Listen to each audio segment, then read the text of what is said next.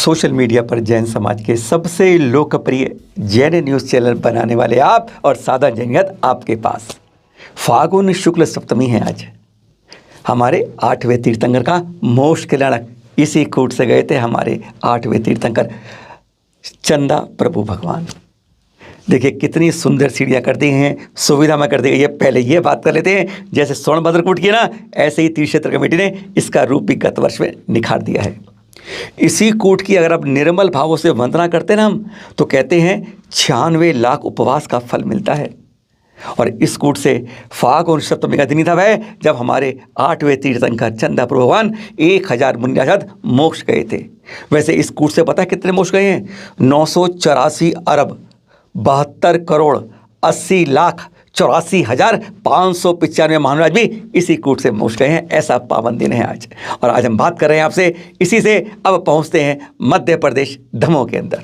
सबके गुरुवर वंदनीय प्रातः स्मरणीय हमारे आचार्य ऋषि विद्यासागर जी महामुनिराज जिस दिन से कुंडलपुर से विहार हुआ है उस दिन प्रातः काल विहार करते हैं और फिर शाम को विहार करते हैं। आचार्य ऋषि दिन में 2 बार विहार होता है, पर पहली बार ऐसा हुआ कल शाम को यह दमोह के आउटस्कर्ट पे पहुंचे थे झापन ग्राम के अंदर, जहां पर आचार्य ऋषि आए।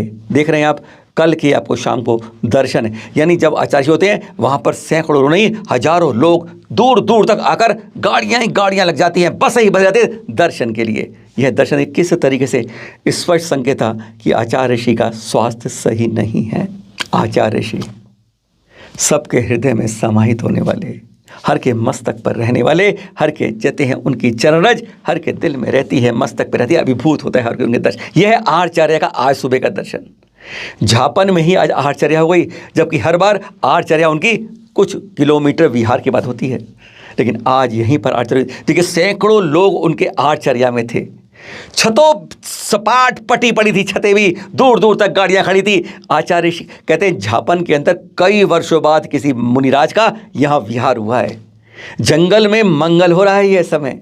लोग हैरान है देखकर, जैन नहीं अजैन बड़ी संख्या में यहां पर आतुर थे दर्शन करने के लिए। और ऐसे संत के जिसे लोग भगवान मान के पूजते हैं, आखिर इनकी चर्या देख के हर कोई अभिभूत था। लेकिन स्वास्थ्य देखकर हर किसी की आंखें जैसे आंसुओं से नम पड़ रही थी। ये क्या हो गया हमारे आचार्य ऋषि को, जो भागते दौड़ते थे, कहते थे सिंह की तरह दहाड़ते थे। अब कैसे आचार्य ऋषि का स्वास्थ्य हो गया है, कैसा शारीरिक रूप से कमजोरी आ गई है, मन से बहुत मंजूर है। जब आशीर्वाद देते तो मुस्काते हैं ना, पीछे उठा के आ जाते हैं तो हर कोई अभिभूत हो जाता है इनके गदगद मुद्रा को देखकर। पर अंदर से यह लड़ाई चल रही है आत्मबल के साथ। आत्मबल हारने को तैयार नहीं और शारीरिक शक्ति मजबूत होती नहीं। यह बड़ा द्वंद्व चल रहा है आपस में। शरीर और आत्मा के भेद को अलग करते करते कैसा चिंतन आचार्य ऋषि में चल रहा है। यह दृश्य आज सुबह के, जब आचार्य ऋषि का पहली बार ऐसा हुआ कुंडलपुर से विहार के बाद, जब झापन के अंदर रह गई। अब नीरा देही के यहाँ से ना अभरानी जो सेंचुरी है, उस जंगल के रास्ते आचार्य ऋषि का विहार होना है। कहते हैं कहाँ होना है, सबकी नजरें वहाँ हैं। संभावना बीना बारा की बनती है, और अगर संभावना बने तो 3-4 दिन में आचार्य ऋषि बीना बारा पहुँच जाएंगे। पर स्वास्थ्य हर के लिए चिंता का विषय बना हुआ है। अब नमोकार तीर्थ से आई समाधि की सूचना। आज सुबह प्रातः 2:55 यानी 9 मार्च की बात है। आज प्रातः नमोकार तीर्थ पर विराजमान आचार्य श्री देवनंदी जी के नियापकत्व के अंदर महाराज शुभात्म कीर्ति जी की समाधि हो गई। और 6-7 घंटे बाद लगभग 9:30 बजे वहीं से डोल यात्रा निकाली गई। चैनल महालक्ष्मी व शांति महालक्ष्मी हार्दिक विनयांजलि अर्पित करता है। अब टीकमगढ़ ले चलते हैं आपको, एक और भव्य मंगल प्रवेश के दृश्य दिखा रहे हैं आपको। यहाँ पर हुआ है गणाचार्य आचार्य जो थे विराग सागर जी महाराज सत्संग का भव्य प्रवेश हुआ टीकमगढ़ में। और लोगों ने, श्रद्धालुओं ने, जैसे कहते हैं ना, हाथों पर उठा लिया।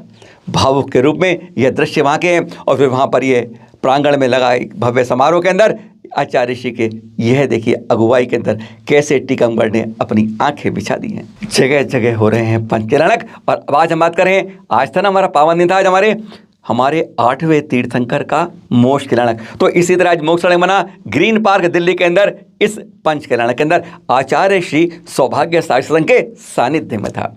यहाँ पर स्वर्ण प्रतिमा है पारस प्रभु की। श्रावण शुक्ल में तो मोक्ष से बड़ा पंचायत हो नहीं सकता, इसलिए कहते हैं हमारे 8वें तीर्थंकर के समय पर 23वें तीर्थंकर का मोक्ष का अवसर था, आज मनाया गया।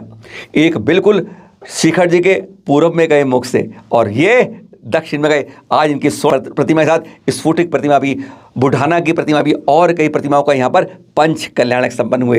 देखने का दृश्य आप आज प्रातः के मोक्ष कल्याणक दिन फागुन शुक्ल सप्तमी और अब श्रावण शुक्ल सप्तमी एक साथ मना रहे हैं। पौष कृष्ण एकादशी को दोनों का जन्म हुआ। श्वेत और श्याम रंग के दो भगवान और यहाँ पर इकट्ठे हैं। एक पूर्व से मोक्ष जाते हैं शमी शिखर जी में, एक पश्चिम से मोक्ष जाते हैं। जन्म एक दिन होता है, मोक्ष के जन्म 2 दिन अलग अलग होता है। क्या पावन दिन आ जाता है। पर हम यहाँ पाषाण को हम भगवान बना रहे हैं, पर क्या हम इंसान होके अच्छे इंसान बन पा रहे हैं, यह ज्यादा महत्वपूर्ण है। एक पत्थर पाषाण भगवान बन जाता है, ऐसे सैकड़ों पत्थर बन जाते हैं, लेकिन इंसान हमारे इसमें बैठे हुए कितने इंसान अच्छे बन पाते हैं, महत्वपूर्ण विषय वह बन जाता है।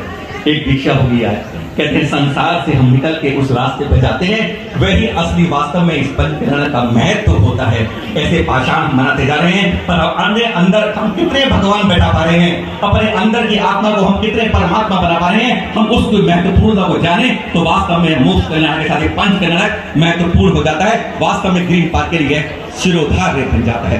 बस इतना ही कहेंगे आज आपसे। सभी को बहुत बहुत शुभकामनाएं इस पावन दिन की, हमारे चंदा प्रभु की और पारस प्रभु के मोक्ष कल्याण की। सादर नमो प्रभु नाम, आप सबको सादर जय।